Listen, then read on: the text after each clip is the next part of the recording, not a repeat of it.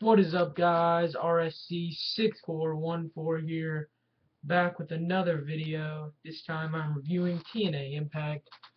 I just finished about 5 minutes ago. It's the first TNA Impact since Bound for Glory. It's been a while since trying to remember what the last. I guess Bound for Glory recap was the last wrestling related video I made. So I apologize, but I've just been busy lately. But I'm back with the TNA review. Overall, this episode was okay. It wasn't anything special. Wasn't really that entertaining, to be perfectly honest with you all. But you know, heck, I'm wearing my Bully Ray Aces and Eights merch, the Aces and Eights Bully Ray mark that I am, and yeah, what the heck. So I'm gonna get into the review. Going in, they had a headline: the TNA World Heavyweight Championship match. AJ Styles defending it against Bully Ray. If most of you don't know, AJ Styles won it at Bound for Glory over Bully Ray, who was the champ at the time. And this Impact started off with Dixie Carter in the ring, had a bunch of AJ Styles merchandise and AJ Styles stuff in there. Is her way of saying she made a mistake, she says. She calls AJ out here. She apologizes to him and says that her way of treating him unfairly was testing him because he'd been subpar and she wanted him to become TNA World Heavyweight Champion, and that's why she was testing him. He said he didn't buy all that crap, and then that was basically that. She says, well, heck, to prove to you I'm not lying, why don't we just go in my jet and go somewhere else now? And he's like looking at her like, what the heck are you talking about? Bully Ray comes out and said, did I hear you right? The World Heavyweight Championship match may not happen. He comes in there, starts talking trash to AJ Styles. AJ says, I'm defending this title, and when I retain it, which I will tonight, I'll go in that crowd, and everybody will know who I am, the TNA World Heavyweight Champion, kind of mocking Bully Ray. Bully Ray gets mad.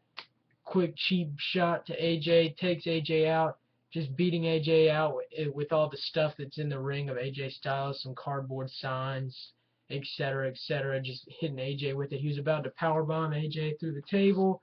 Then the lights cut off, and then you hear the Mr. Anderson, and everybody, he gets a big pop. Anderson returns. If you remember, Bully Ray took him out a while back. I guess it was a month ago, when they kicked him out of Aces and Eights, and Bully Ray, I think it was at No Surrender when they had a TNA World Heavyweight Championship match. Bully Ray ended Anderson from what it seemed in TNA. Anderson returns and takes out Bully Ray. Just starts taking him out. Eventually, Bully Ray gets out of the ring, and basically what happens is, sorry, somebody messaged me.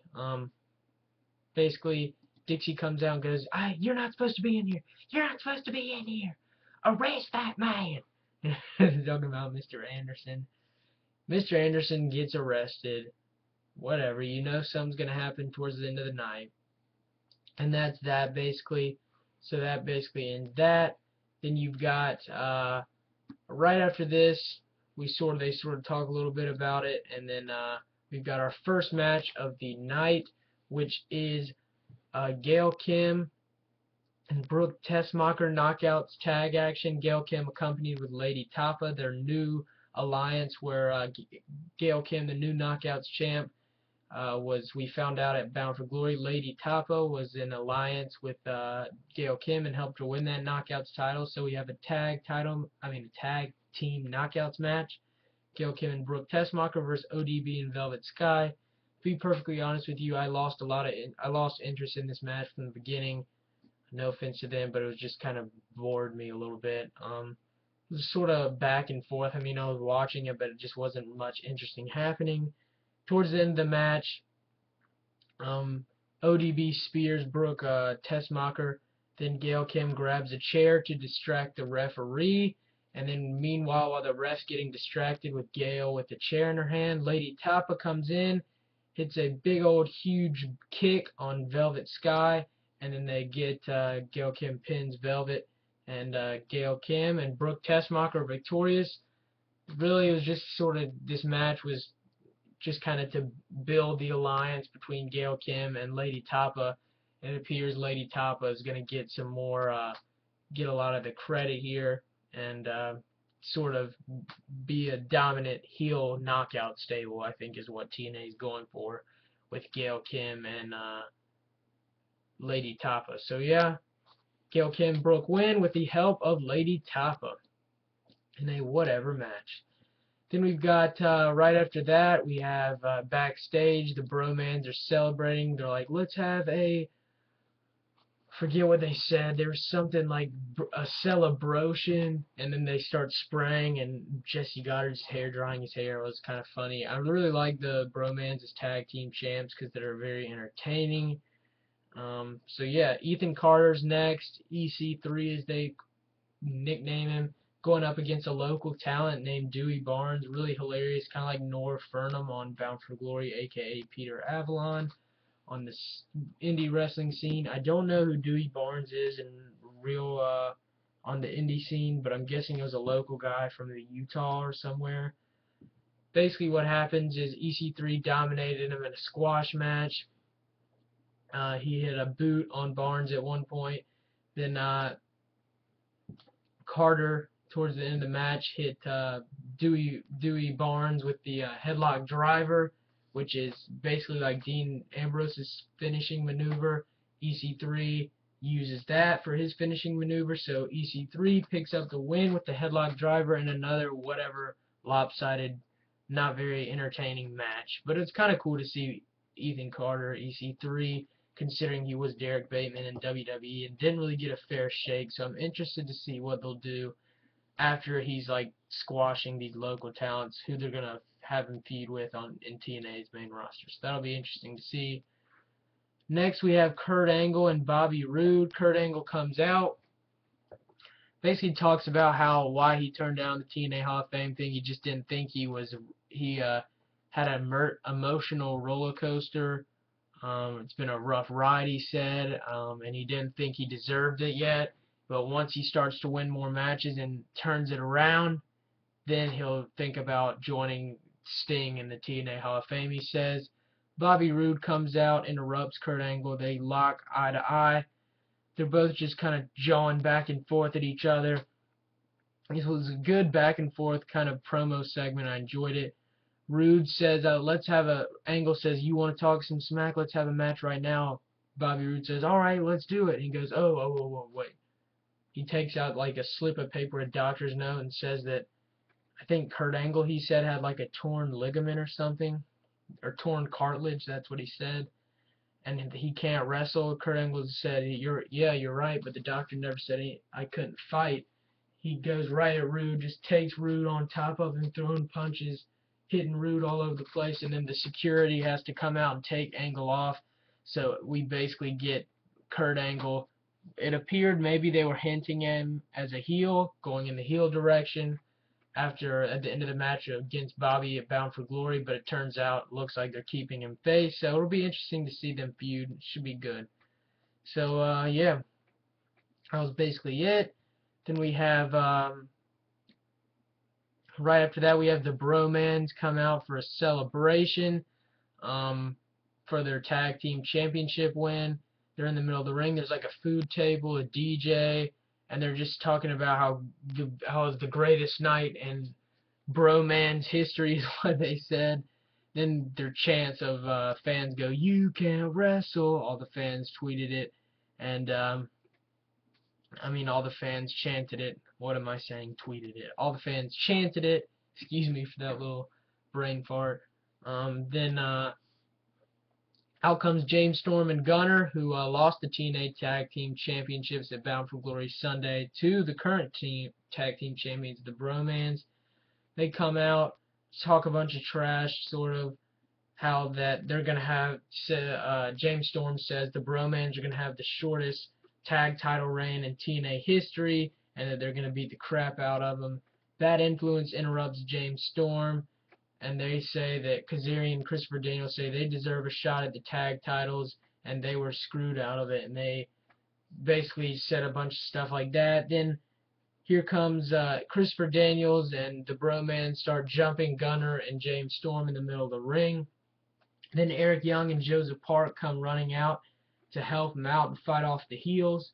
So basically face tag teams working together, going up against the heels in the middle of the ring, just brawling. It's a good segment there. Then the Bad Influence smashed a bottle over the head of Joseph Park, cutting Joseph Park's face open. Joseph Park starts bleeding, and then he goes into that abyss trance, hits the black hole slam on Jesse Goddard's. Everybody else evacuates, and then we end that segment with Joseph Park chasing Bad Influence to the back. So it looks like they're setting up for a TNA sort of tag team championship match, maybe like a fatal four-way between all four of those teams. So it'll be interesting to see what they're going to do there. But I'd like to see the Bromans hold the titles for a good, pretty long while, maybe 3 months, because they're very entertaining to watch, and I'm glad they got a title because they deserve it. So yeah, good segment there. Hopefully we'll see a tag team championship match. I wouldn't be surprised, to be honest, if we get it next week with Bad Influence, Team Gunstorm, the Bromans, and Eric Young and Park in a fatal four-way tag team championship match. That'd be pretty cool if you ask me. So I think there's a possibility that could happen. Now we go to our main event, AJ Styles versus Bully Ray, rematch for the TNA World Heavyweight Championship. Like I said, Styles won it at Bound for Glory. That was a pay-per-view match against Bully Ray, but now we're getting it on free TV 4 days later.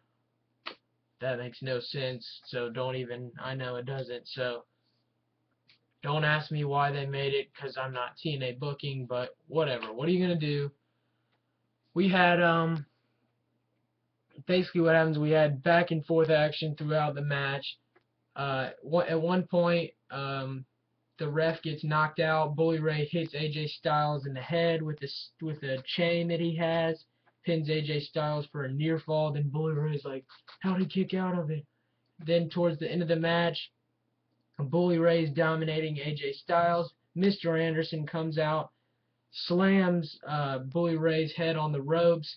Then AJ Styles does some kind of like I can't exactly remember how he rolled it. I think he had a back body drop. What was it? No, it wasn't a back body. That was Bully Ray earlier on in the match. Oh, it was the crucifix. That's what it was. AJ hit Bully Ray with the crucifix. It was sort of sloppy, if you ask me. It looked like for a second there, AJ Styles or Bully botched it a little bit, and it was sort of a sloppy roll-up, or a crucifix, I should say, by AJ or Bully, whoever it was. AJ hits the crucifix on Bully Ray, rolls Bully up, 1, 2, 3. AJ Styles retains the TNA World Heavyweight Championship, as most people expected. I was hoping maybe they'd take the title off of him and give it back to Bully Ray, even though Styles deserves it, but that didn't happen. So it looks like Mr. Anderson just kind of is going to feud with Bully Ray in the future, and whoever is going to feud with AJ Styles for the TNA World Heavyweight Championship will feud with him. But I see another feud, which should be good, between Bully Ray and Anderson. I think that could produce some good matches in that feud. So it will be interesting to see what they do with that. Then after the match, Dixie Carter says backstage, "Don't go anywhere, AJ. I'm coming out to offer you a contract that has lots of zeros in it." So she comes out, and then I'm like, oh shit, Dixie Carter. Whoop-de-dang-do. Here comes Dixie Carter. She offers him a contract. He tears it up, basically. She goes, AJ, don't do that. Don't do that, AJ. He says, AJ takes the contract and then just rips it up. It wasn't about the money, he said. Money can't fix your problem, Dixie. He walks out. He then grabbed her car keys, left the ring. She screamed, "Get back here! Get back here!" And AJ got in Dixie's car and drove off with the TNA World Heavyweight Championship, and that's how we ended the show. So overall, it was more like the feuding with AJ Styles and Dixie Carter, the disbelief, and Dixie trying to play it off, not make her look like an idiot that she didn't believe in AJ. AJ doesn't want any of her crap, so they're still going at it. So that'll be feuding probably with Dixie Carter and AJ Styles for a while. Looks like we're going to have a Bully Ray, Mr. Anderson feuding in the near future, and maybe some tag team, some the Bromans and Team Gunstorm and whatever other teams. We may have a future tag team championship match there. So it should be interesting to see what TNA goes. This episode wasn't the best. Overall grade, I'm going to give it 5 out of 10. Nothing special, just mediocre. 5 out of 10. Hope you enjoyed my video. Check out my other videos and subscribe. Thanks, guys.